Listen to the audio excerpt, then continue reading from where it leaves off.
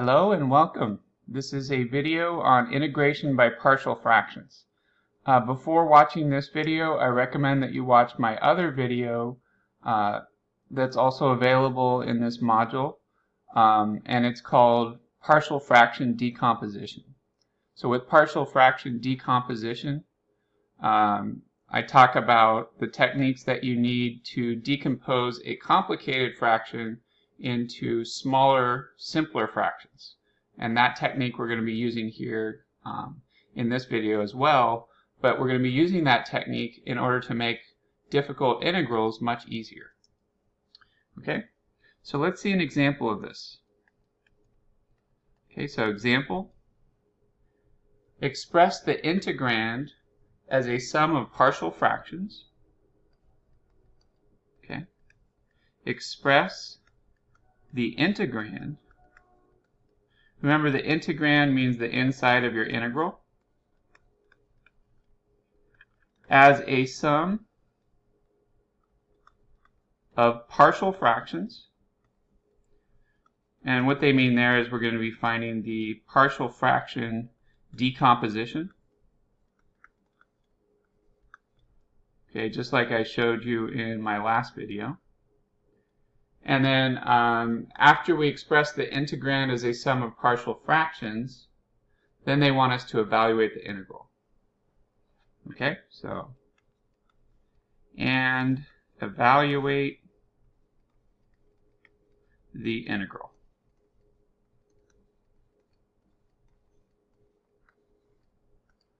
Okay, so their directions are very clear here. It's basically two steps.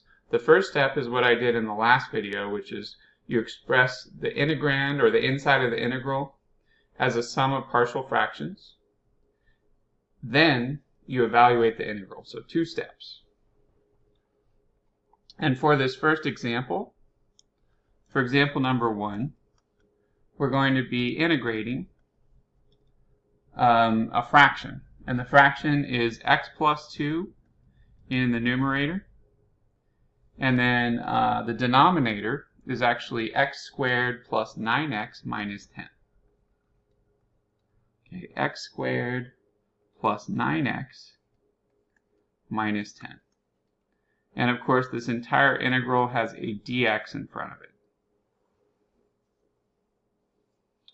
Okay, so we got two steps here. Let's start on the first step. So the first step is, I'll write step 1, is express the integrand as a sum of partial fractions. Okay, express the integrand as a sum of partial fractions. Just like we did on my last video. So here the integrand is going to be all this stuff that's inside of the integral. Okay, so doing that first. So what we're going to do is we're going to, just like in the last video, we're going to rewrite this and factor it. Okay, so what we got here is x plus 2 in the numerator, and then in the denominator, we need to factor x squared plus 9x minus 10. So either using the x method or the AC method, or just doing it in your head, this is going to factor as positive 10 and negative 1. Okay, and just in case you can't do it in your head, I'll do the x method right here. So on the top we have negative 10, and then on the bottom we have 9. So we want two numbers that multiply to negative 10 and add to positive 9. So that's going to be positive 10 and negative 1, because 10 times negative 1 is negative 10, and 10 plus negative 1 is positive 9. Okay, so our denominator here is going to factor as x plus 10 times x minus 1. Okay? All right, and then what do we go from there? Well, we're going to go ahead and write it as a sum of partial fractions. So just like in my last video, what we're going to be doing here is we rewrite the right side as capital A over the first factor plus capital B over the second factor. Okay, so it's going to be capital A over x plus 10 plus capital B over x minus 1. And again, make sure you watch my other video on partial fraction decomposition, because I'm not going to be talking about a lot of the details here since we've already seen it in my last video. Okay, so you should be familiar with this from the last video. So anyway, what we do next is we build all these fractions to the same denominator, okay, or to the LCD. So here on the left side we have x plus 10 times x minus 1. On the right side, for this first fraction, we are missing an x minus 1 from the first fraction. So for the first fraction, we're going to go ahead and multiply the top and the bottom by x minus 1. Okay? So multiply the top and the bottom by x minus 1. And then for the second fraction, we need to multiply the top and the bottom by what's missing there. Well, we have an x minus 1, but we are missing an x plus 10. So we're going to go ahead and multiply the second fraction on the right side by x plus 10 on the top and the bottom. Okay. All right, and then let me zoom out so we can actually see the whole equation.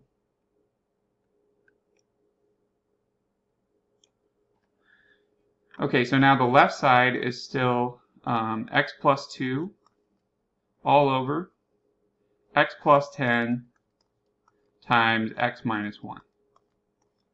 So remember, now that all the denominators are the same, because all the denominators are the same, we can cross them out.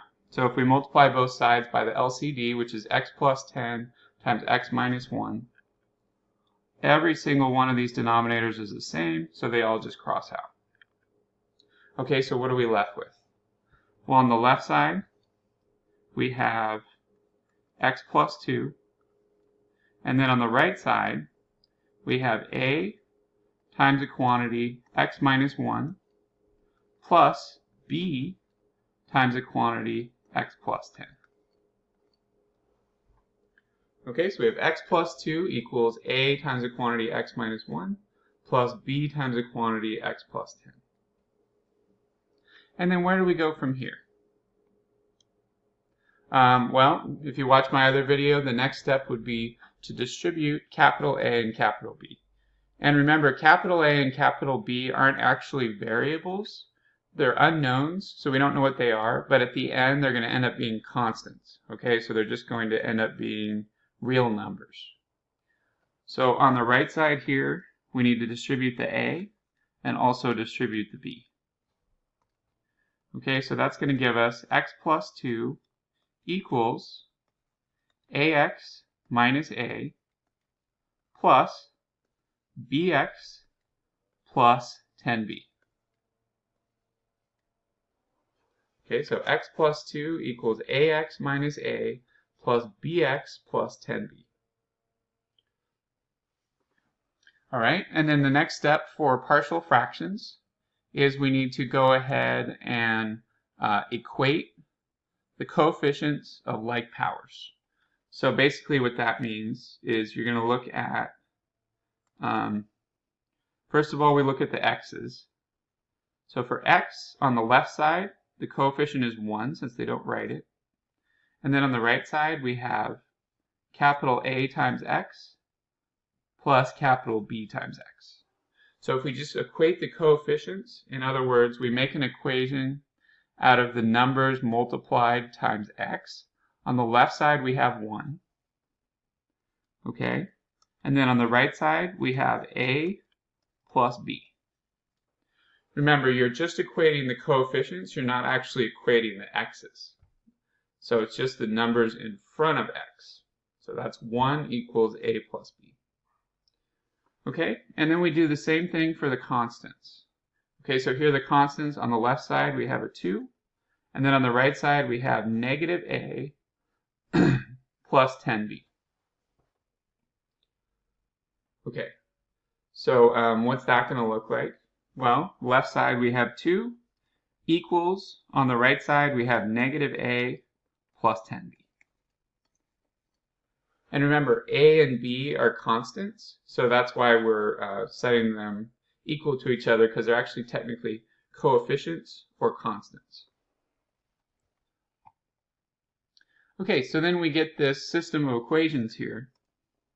So just like on my last video, you need to solve this system either by addition or substitution. So here I'm going to be using the addition method. So I'm just going to add the 2 equations because I noticed that a and negative a are already set up so that if I add straight down, they cancel out. Okay, so if I add here, adding straight down, on the left side we get 1 plus 2, which is 3. And then on the right side, the a and the negative a cancel, and we get b plus 10b, which is 11b. Okay, so we get 3 equals 11b. And then we divide both sides by 11. So that gives us b equals 3 divided by 11. And this is the first example that I've done where we had fractions as one of our unknowns. And that's fine. Sometimes you do get fractions as unknowns. But it's still a constant, okay? It's still a constant, so we're good. So there's our b. So b equals 3 over 11. And now we need to figure out what a is. Okay, so to find a, we go back up to our original system of equations here, and we plug in b into whichever one looks easier. And for me, it looks like the first equation is easier. So I'm going to be plugging in b into this first equation. Okay? Because, you know, that's just easier to solve for a. Because it doesn't have as much going on here. It doesn't have a negative in front of the a, and it doesn't have a 10 in front of the b. So plugging in up here, what we get is 1 equals a plus b, which is 3 over 11. Okay? And then to solve for a, we're going to have to subtract 3 over 11 from both sides. Okay, so if we minus 3 over 11 from both sides, what does that give us? Well, on the right side we have a, and then on the left side, remember that 1 is the same as 11 over 11. Okay, so up here we have 11 over 11. So if we write it like that, then they're going to have the same denominator. So we're going to be doing 11 over 11 minus 3 over 11. And 11 minus 3, we know, is 8. Okay, so we're going to actually get 8 over 11 for a. Okay, so capital A equals 8 over 11. All right. So now we know our unknowns. So we know capital A and capital B. So we can plug them back in to the equation so that we have a partial fraction decomposition. Okay, so plugging it in back up here, we know that capital A is 8 over 11. So for our partial fraction decomposition, we're going to have 8 over 11 all over x plus 10 plus capital B, we said was 3 over 11. Okay, so that's going to be plus 3 over 11 all over x minus 1. Okay, but that's not the whole problem. I know in our earlier homework problems, all we had to do was a partial fraction decomposition, and so if we had gotten it to this point, this would be our answer. But this isn't actually our answer. Now on your homework, on some of the problems, they do want you to write the integral in this format. And so I'm going to go ahead and do that. So remember, this whole partial fraction decomposition that we did here was actually done to the integrand, which is inside of the integral. But in this problem, we still have the integral of this integrand dx. So what we did here, when we figured out a and b, and we wrote it this way, this is called the partial fraction decomposition. So this right here is the partial fraction decomposition. Just like what we did for the examples in the last video. Okay, but this is not our answer here because we actually still have to do an integral. Okay, so we still have the integral of this partial fraction decomposition, and we're doing this dx. Okay, because remember, this partial fraction decomposition is just us splitting apart this original fraction that we started with. So take a complicated fraction and split it up into multiple parts. Okay, so what do we do with this? Well, from here, we actually need to just integrate. So that's our second step. Because remember, in the directions, the first step was express the integrand as a sum of partial fractions. Now we're on our second step, which is to evaluate the integral. But honestly, the first step is the hard part. The second step is usually very easy, particularly for my homework, because I don't do any of the really crazy problems, at least not when I'm teaching online, because it's just too much to learn online. So what we do here is we just integrate each of these. Remember, 8 over 11 is a constant, and 3 over 11 is a constant. Those are both constants.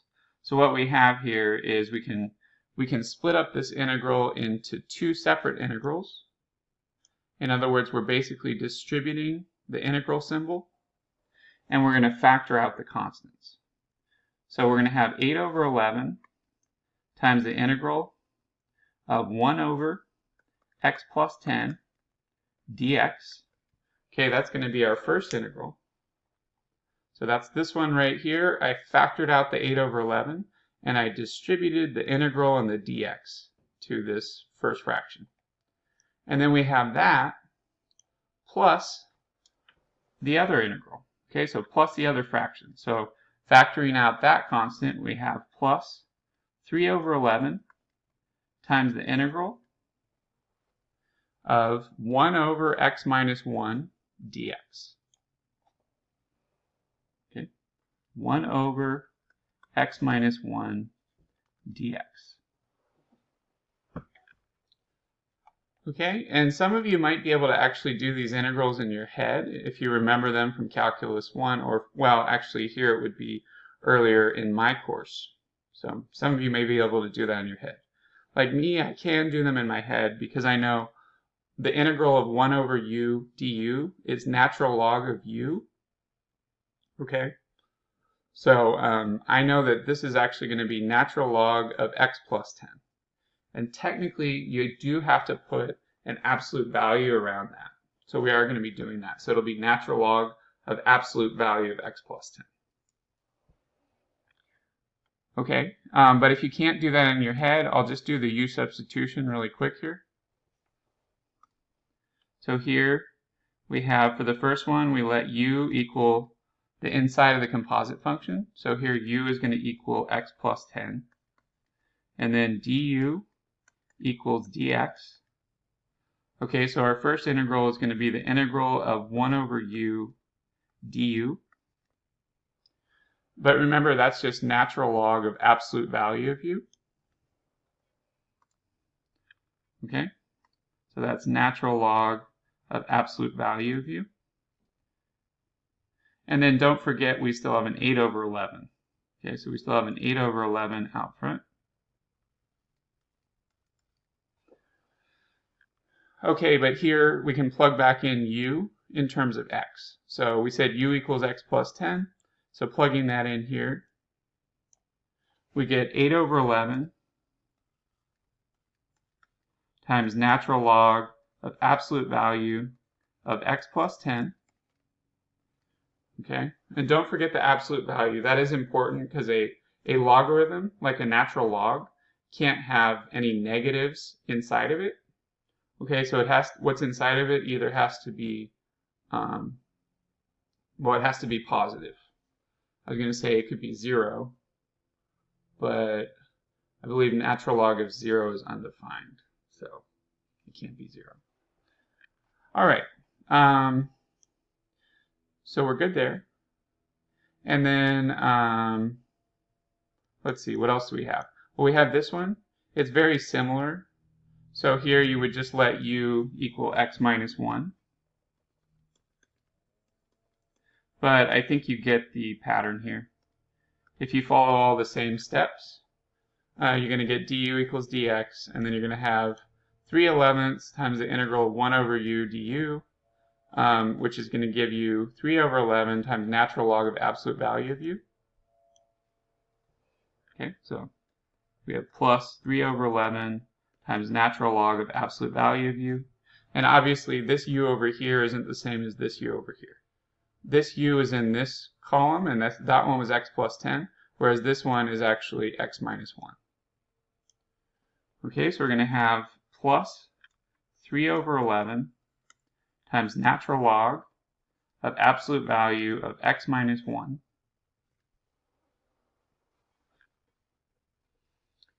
Okay, and then of course this problem was actually an indefinite integral, so we need to write plus c at the end. Remember, it's an indefinite integral if it doesn't have a number or limits of integration on the top and the bottom here. So because it doesn't have any limits of integration, we're just going to be writing plus c at the end. Okay, so at the end here we do write plus c. Now we can't get rid of these absolute values because technically x could be any number.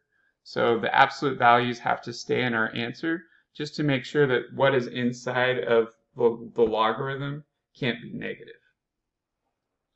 Okay? All right, so this is going to be our final answer. 8 over 11 natural log of absolute value of x plus 10 plus 3 over 11 natural log of absolute value of x minus 1 plus c.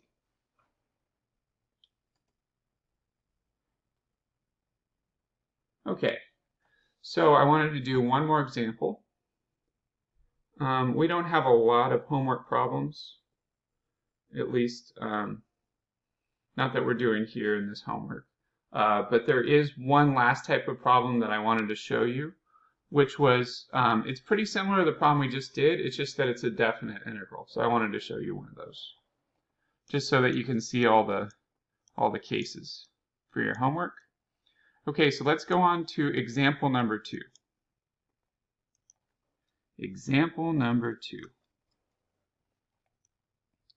So for this one, we're doing a definite integral.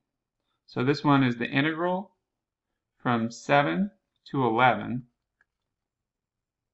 of y over y squared minus 3y minus 4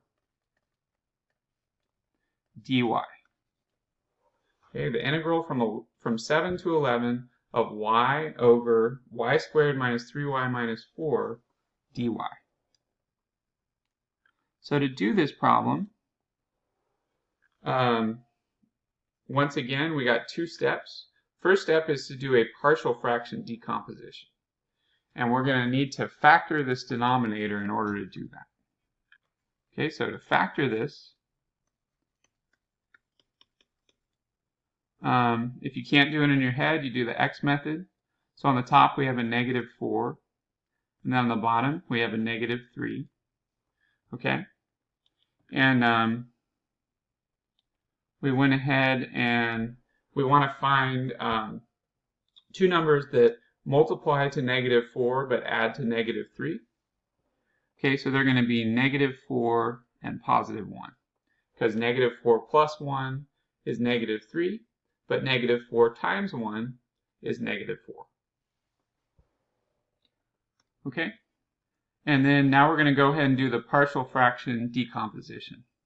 So we have it factored now, so it's going to be factored as y over y minus 4 times y plus 1. Okay? So y over y minus 4 times y plus 1. And I probably should write that a little bit lower so there's actually room to write.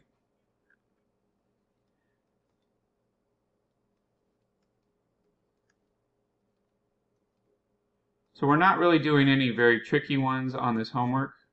These are all pretty basic. Once again here we have linear factors. So what's the partial fraction decomposition going to look like? Well, it's going to be capital A over the first factor plus capital B over the second factor. Of course, if you're doing another course, or if I was teaching this class face-to-face, I might go into some of the harder problems where you have 3 linear factors. Then it would be capital A over the first factor plus capital B over the second factor plus capital C over the third factor, and so forth. And then sometimes you would even have irreducible quadratic factors, and those are even trickier. Okay? But here we're just getting the basics down. So what we got here is it's going to be capital A over the first factor, so capital A over y minus 4, plus capital B over the second factor. So that's capital B over y plus 1.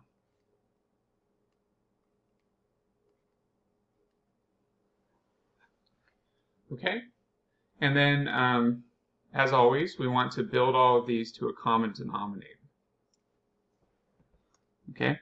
So on the left side, we have a y minus 4 times y plus 1. So on the right side here, we are missing a y plus 1.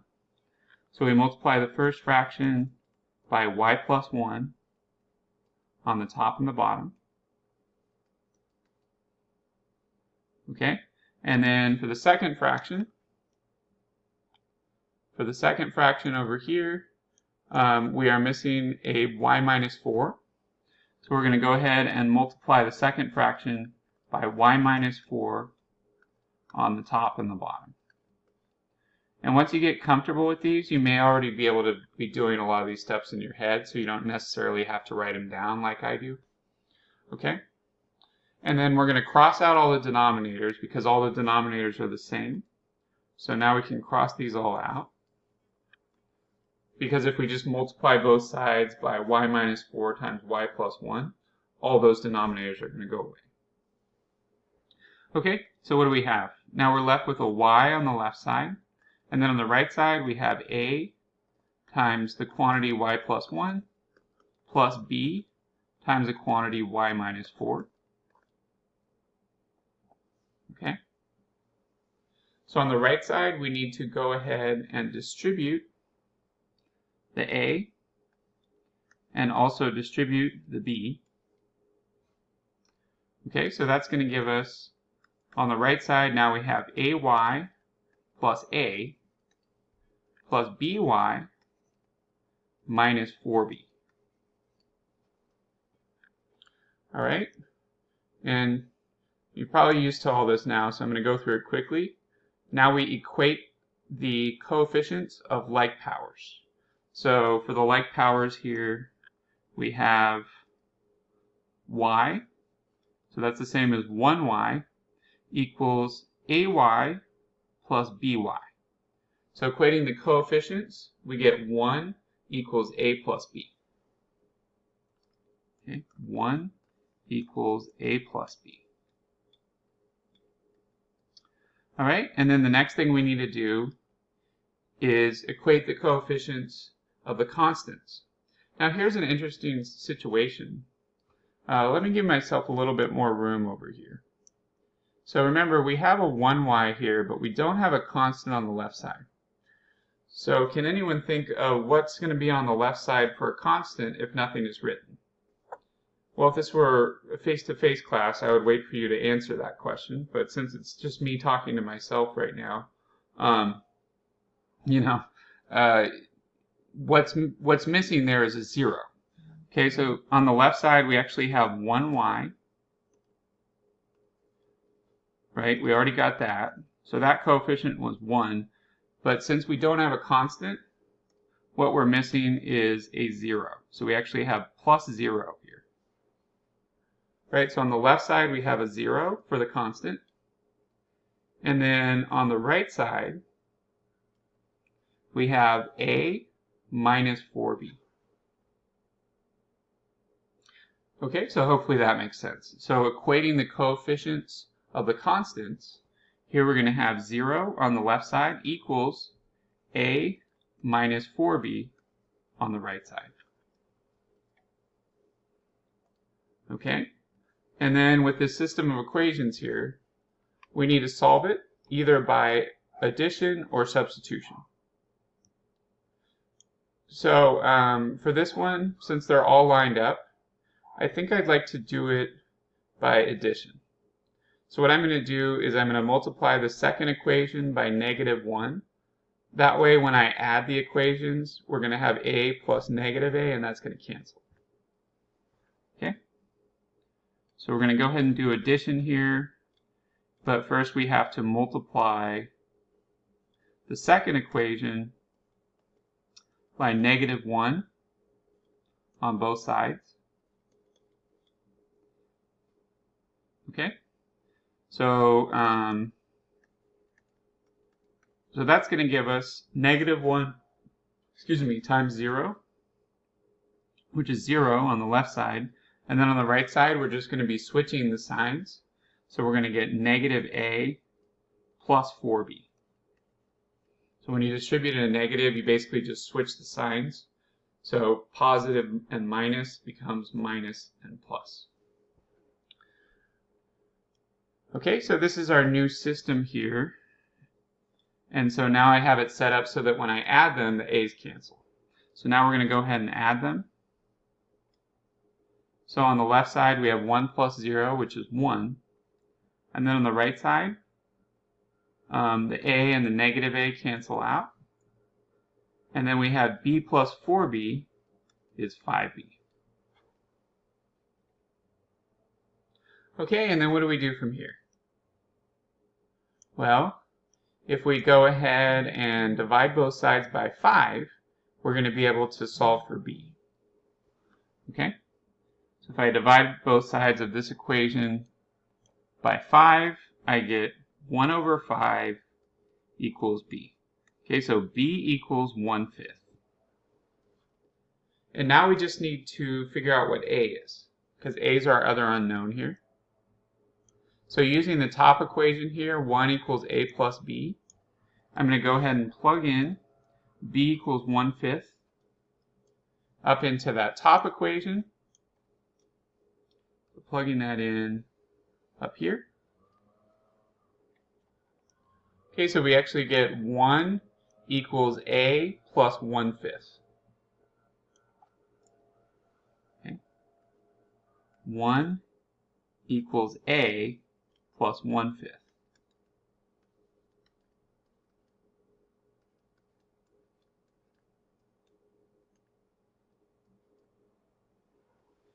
All right, and then all we have to do from here is solve for a.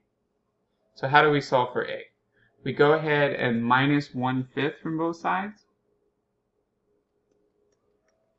Okay, so minus 1/5 from both sides. And so on the left side, 1 minus 1/5 is 4/5, because 1 on the left side is the same as 5 over 5, and 5 minus 1 is 4. Okay, so we actually get 4/5 equals a. All right, so now we have both of our unknowns. So I know I said I was going to go faster, but I didn't go that much faster. It's okay. At least I go slow enough so everyone can understand. Okay, so we got 4/5 equals a, and 1/5 equals b. So plugging those in to our original equation here, Remember, we didn't actually have the y plus 1 and the y minus 4, so let me go ahead and erase these. Those are what we multiplied by to build them to common denominator. So if we go ahead and plug everything in on the right side here, we're going to get our partial fraction decomposition.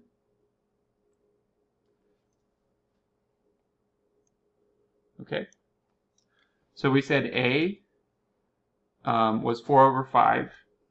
So we have 4 over 5 over y minus 4 plus B, we said, was 1 over 5. So we have plus 1 over 5 over y plus 1.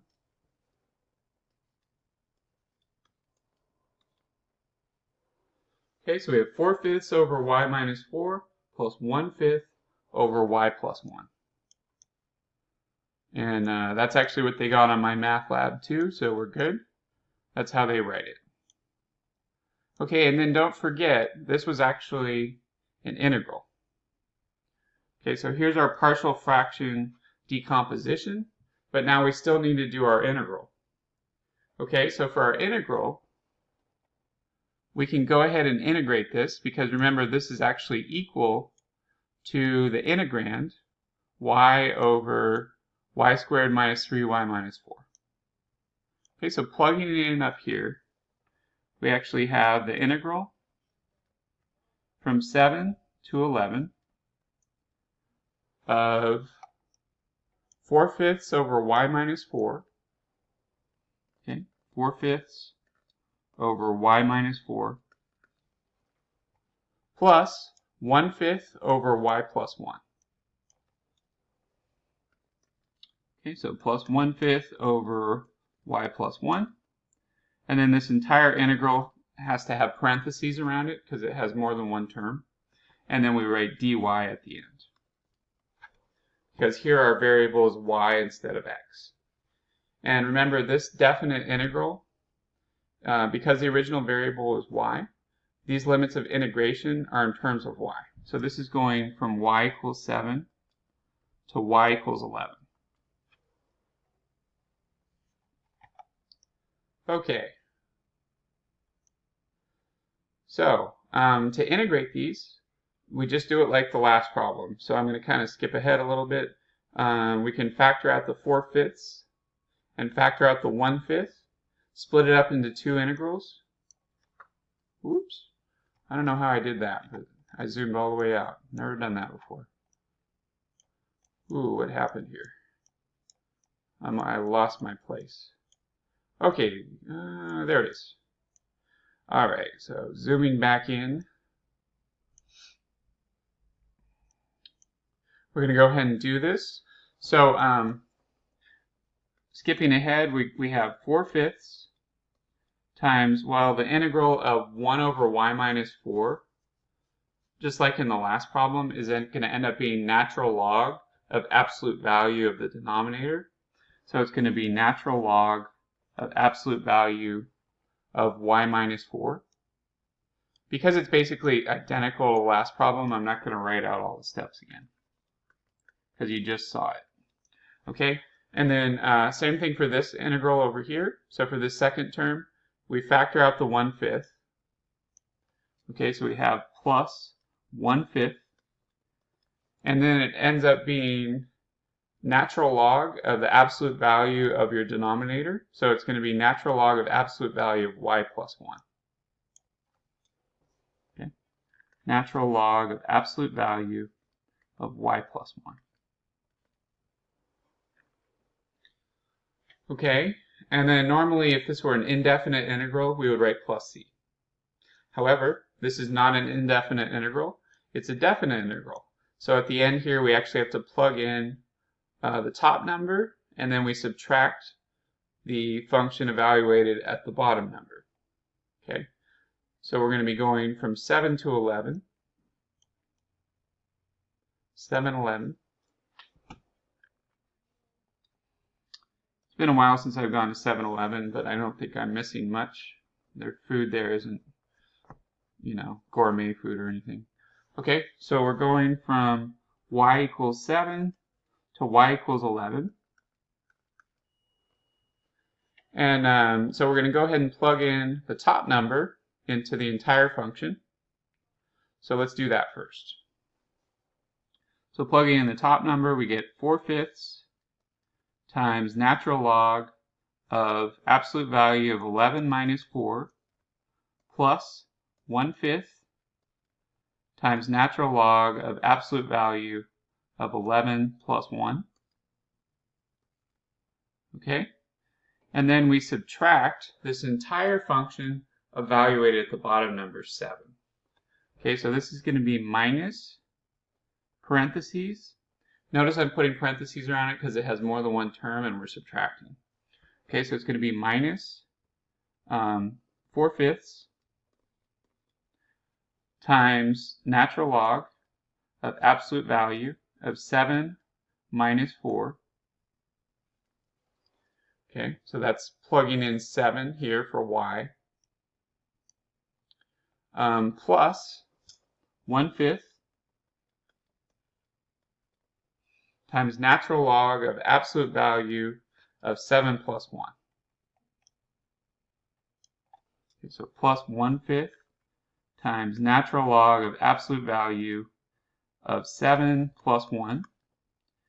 Okay, and then I end my parentheses here. And of course, if you like to do definite integrals in another way, you're welcome to, but this is how I usually teach them. I just plug everything in at once. Okay, let me zoom out here. So as you can see here, all I did was I plugged in y equals 11. Everywhere I saw y. So that was here and here. And then I subtracted the entire function evaluated at the bottom number. So once again, I plugged in, this time 7, everywhere I saw y. So that I'm plugging in 7 here and here. Okay, so hopefully that makes sense. All right, and then we can simplify these. Okay, so we know that 11 minus 4 is actually 7. So we have 4/5 times ln of 7 plus 1/5 times ln of 11 plus 1 is 12. And notice for both of these, I got rid of the absolute value because absolute value of a positive number is just the number. So we don't need the absolute value if it's already positive. And then over here, we have a minus. So minus parentheses 4/5 natural log of, well, 7 minus 4 is 3. So that's going to be natural log of 3 plus 1/5 natural log of 7 plus 1 is 8. So that's going to be natural log of 8. Okay, so far so good. And then you might be wondering, well, is there anything I can do to simplify this? I guess, yeah, there's a little bit of stuff you could do here. So even though all these are different natural logs, one thing we can do is we can actually distribute this minus. So let's do that first. So if we distribute the minus, then that's going to switch the signs of those last two terms. So they were both plus plus. Now they're both going to be minus. So minus minus. So switching the signs there for those last two terms, we get negative 4/5 ln of 3 minus 1/5 ln of 8, and then we don't need the parentheses anymore because we already distributed the minus. And then let's see, on my math lab, all they did for their answer is they took the terms with a 4/5 in front of him, and they grouped those together, and then they grouped together the terms with a 1/5. Okay, so I'll go ahead and do it the way they did. So what we got here is we've got 4/5 ln of 7 minus 4/5 ln of 3. So if we group those two terms together and we factor out a 4/5, we're going to get 4/5 times ln of 7 minus ln of 3. Okay? And then grouping together the other terms that have a 1/5 in front of them, we have 1/5 ln of 12 minus 1/5 ln of 8. Okay, so there we're going to have plus 1/5 times ln of 12 minus ln of 8.